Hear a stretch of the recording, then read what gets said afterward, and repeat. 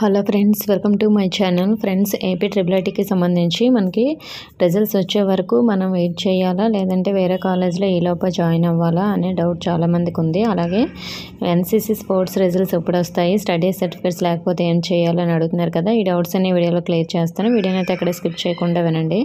Friends, మనకి study certificates లేకపోతే అంటే మీరు 4th నుంచి 10th క్లాస్ వరకు స్టడీ సర్టిఫికేట్స్ ఉండాలి కదా.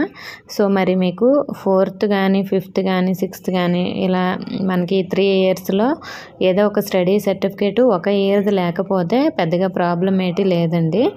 ఏమైనా మనకి 2-3 ఇయర్స్ అలా ఏమైనా స్టడీ సర్టిఫికేట్స్ లేకపోతే రెసిడెన్షియల్ సర్టిఫికేట్ చేయించుకోండి.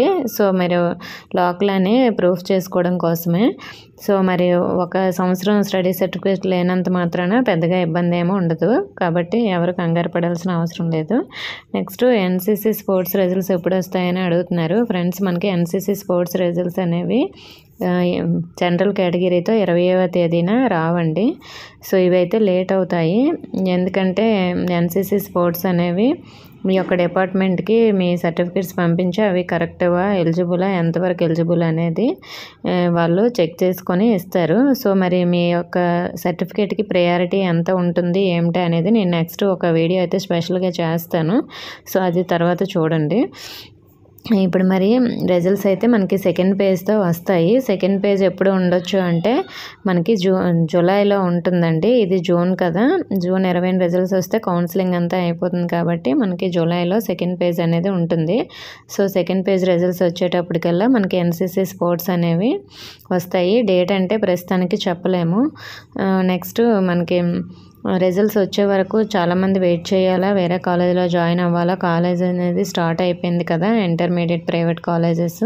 మరి ట్రిపుల్ ఐటీ కోసం వెయిట్ చేసి రాకపోతే మళ్ళీ ఇక్కడ క్లాసులు అవి అయిపోతాయి అని చాలామంది డౌట్ పడుతున్నారు. కాబట్టి మీరు ఇక్కడ ప్రైవేట్ కాలేజ్లో ఏదో ఒక కాలేజ్కి అయితే ప్రస్తుతానికి జాయిన్ అవ్వండి. ఫీజు అనేది ఏం పే చేయకుండా జాయిన్ అయ్యి ఒక 5 days 10 days వరకు క్లాసులకు వెళ్ళండి.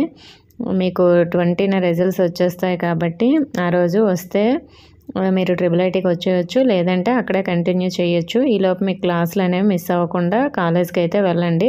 వాళ్ళు ఫీజు కట్టకుండా రానివ్వరు కాబట్టి జస్ట్ అడ్మిషన్ ఫీజు ఎంతో కొంత, ఒక 1000 రూపీస్ ఎంతో కొంత అయితే మీరు పే చేయండి.